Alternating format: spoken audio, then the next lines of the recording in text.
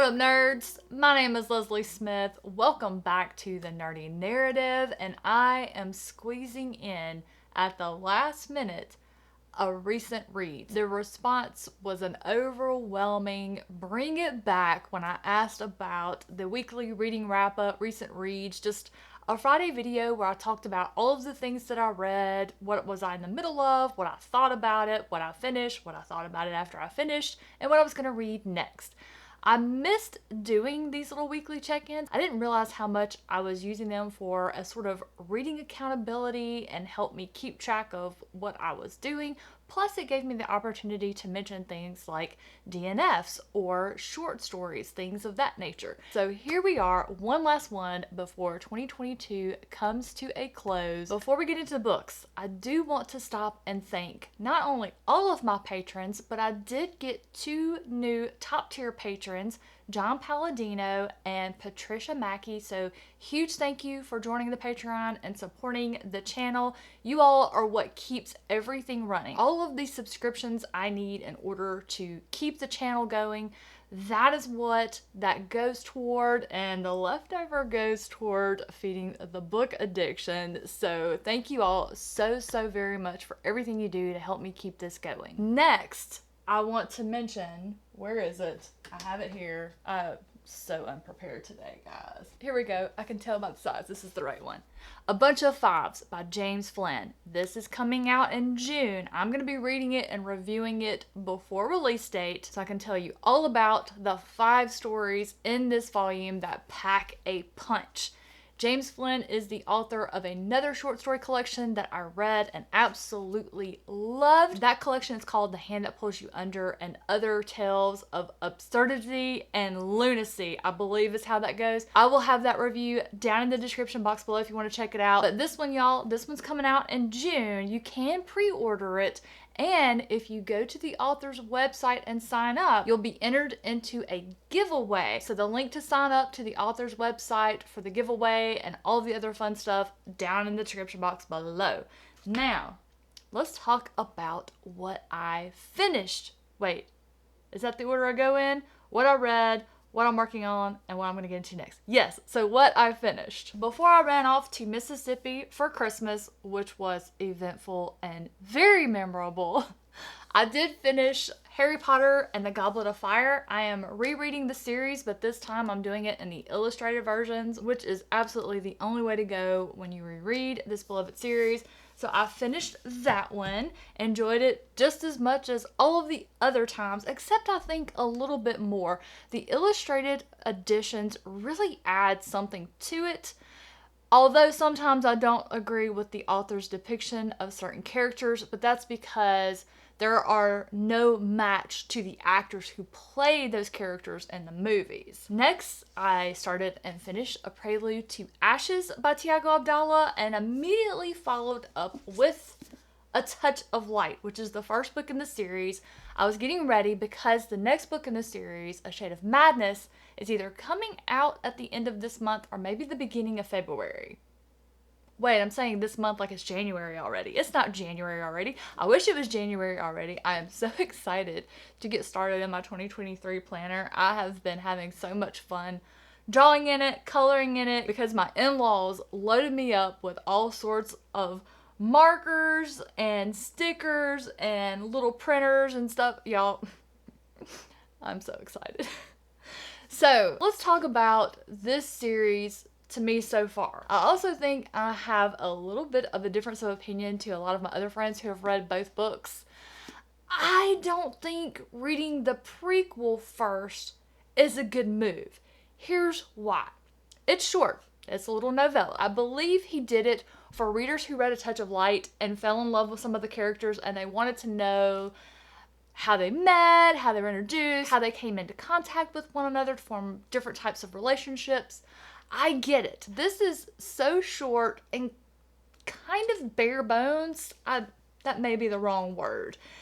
That I actually didn't really form any attachments or opinions to the characters. All I wanted to know was more about griffins, because I met a griffin that totally stole the show for me, and that's all I wanted, and I didn't get it. I wanted to hurry up and get to A Touch of Light because I wanted more griffins. I wanted to know more about them. What were they? What was this bond between the griffins and the griffin riders called sentinels?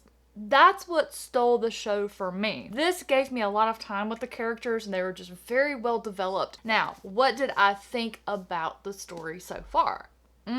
One of the elements in this fantasy series that had me turning the pages, curious to see more, learn more, find out how, what, why. Zombies. There are zombies or something very much resembling zombies in this story. And that is basically what the three different point of views, they're all discovering that these zombies are a problem. They have different opinions of how it started, and because they each believe differently of what death means, it's very intriguing to see how they're dealing with it. For instance, one of our points of view is Adrian.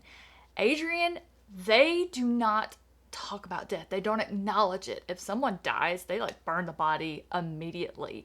That person is never spoken of again. And then you have the point of view of Nasha. She is a clanswoman where death is basically sacred. They see death as a gift.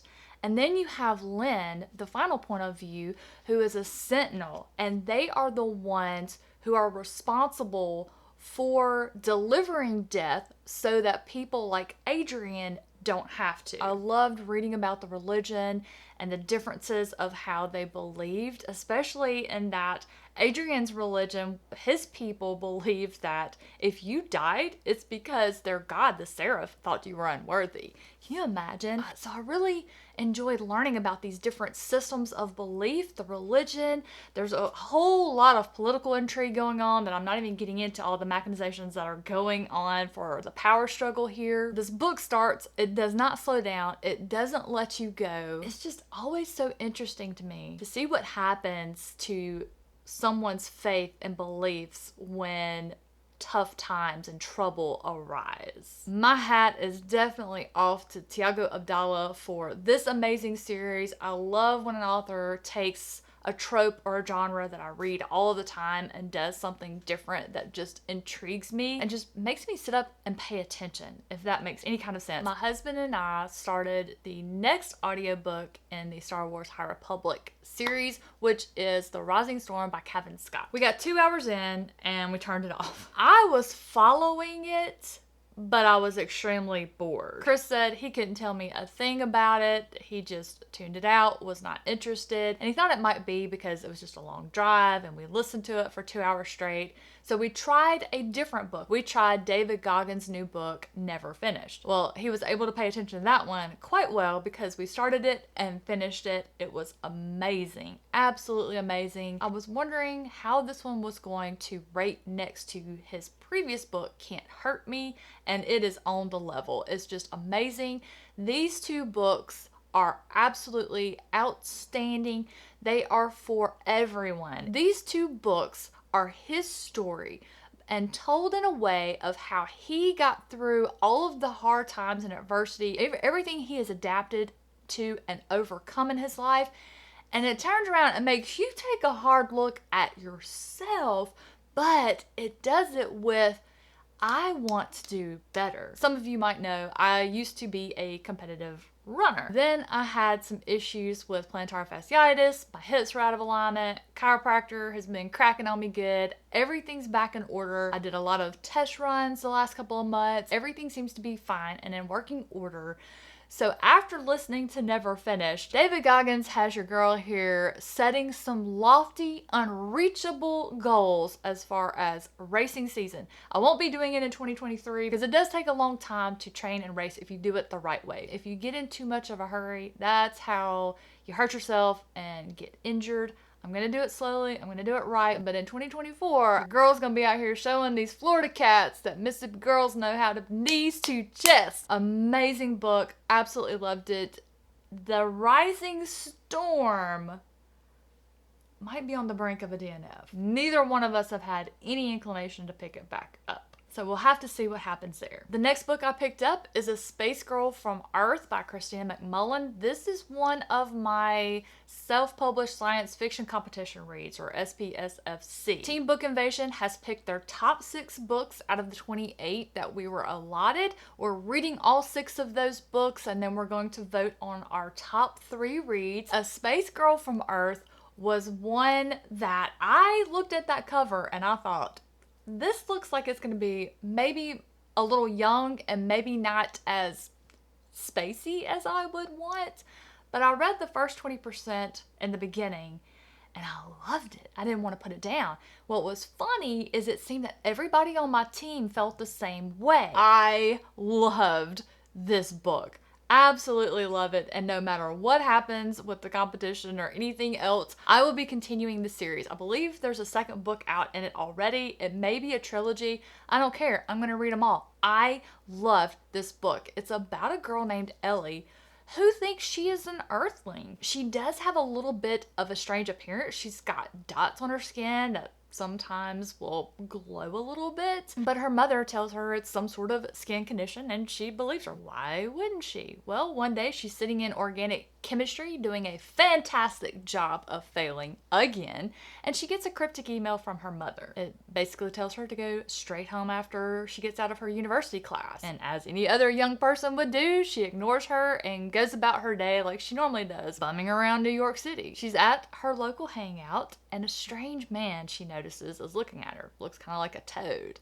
One thing leads to another, and it turns out Ellie is not from Earth, and the story just blasts off from there. I love the ride. There was even a little hint of a romance involved. A little hint. It's not prevalent. It's not a big deal, but I loved it. It just blended into the story so well. I loved this one just as much as I thought I would when I first tested it when we were trying to pick our top 6. That wraps up all the books that I finished, which I also included The Rising Storm, which might be a DNF. The one that I'm still working on is Dreams of Dust by Lily Ann Crow. This is one of the books that was entered in this year's SPFBO competition, which is a self-published fantasy blog off. I was immediately intrigued by the cover. I want to know who this girl is.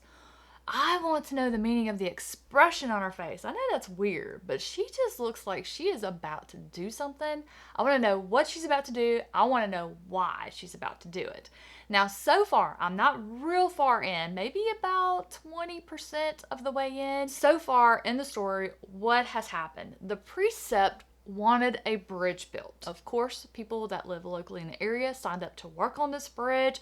Work begins, and then people start disappearing. Groups of people start disappearing, the workers on this bridge. A little bit of investigation into it reveals that a whole town or city of people actually also disappeared. So the precept hires a group of mercenaries to investigate further. And so right now our band is getting formed. We've got some of our mercenaries. We've got a cartographer. We also have a magic user who traveled with the cartographer. I want to say what he is called starts with a P. I need to find my notes and see what that is called. Some of you might be thinking, wait, you're about 20-25% of the way in and you've just learned there's a disappearance and then your band's getting together. Aren't you bored?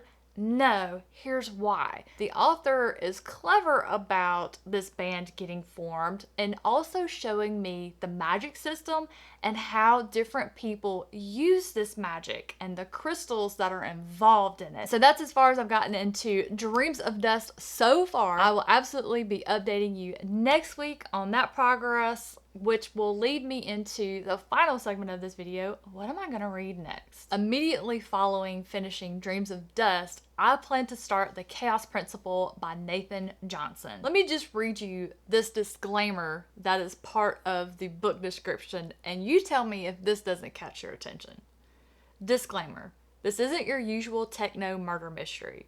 One reviewer accurately called it a thought experiment, and another commented, if you want to read something that makes you ponder more than simply who killed who, then grab a copy. That is a challenge. That is a challenge to a bookworm if I've ever read one.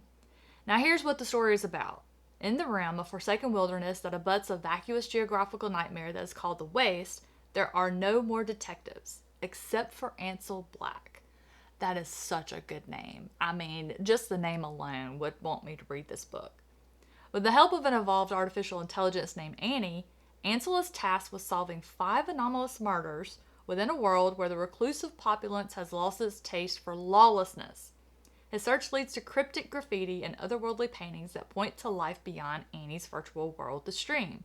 But the more Ansel discovers about the 5 victims, the more he explores how little he knows about himself or the world around him. Ansel is solving a traditional mystery, but life is a greater one. Doesn't that description and disclaimer just beg for you to read this book? Now, according to an inside source of mine, the Chaos Principle is going to be free either January 1st or 2nd for digital. So you Kindle users out there, be ready to grab this one over the weekend. I will be tweeting about it as soon as I'm able to get my hands on it because I just gotta read it. And I'm looking here, it looks like it's also available for a Goodreads giveaway if you're interested. I'll put the link down in the description below. Once I finish the Chaos Principle, I will be going right into Kyle Muntz's The Pain Eater, which is one that I want to read just because of the cover. I don't even know what it's about. I don't care. I'm going to go in blind as a bat and find out that way. And then I will finally be reading Bad Cree by Jessica Johns. This one, if memory serves, is about an indigenous girl who has a nightmare about a crow. And then I want to say she wakes up and like the crow has come out of her nightmare.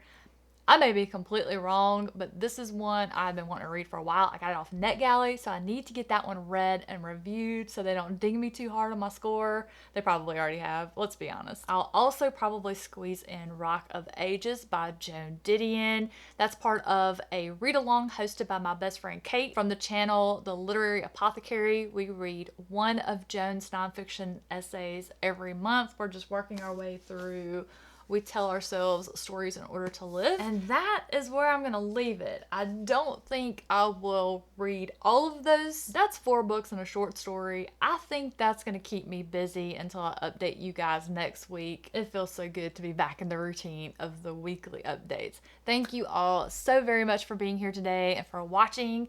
If you enjoyed this video today, don't forget to hit the like button if you want to see it and others. Don't forget to hit the subscribe button on your way out today. Thank you all so much again for being here. Have a fantastic rest of your day, and I'll catch you in the next one.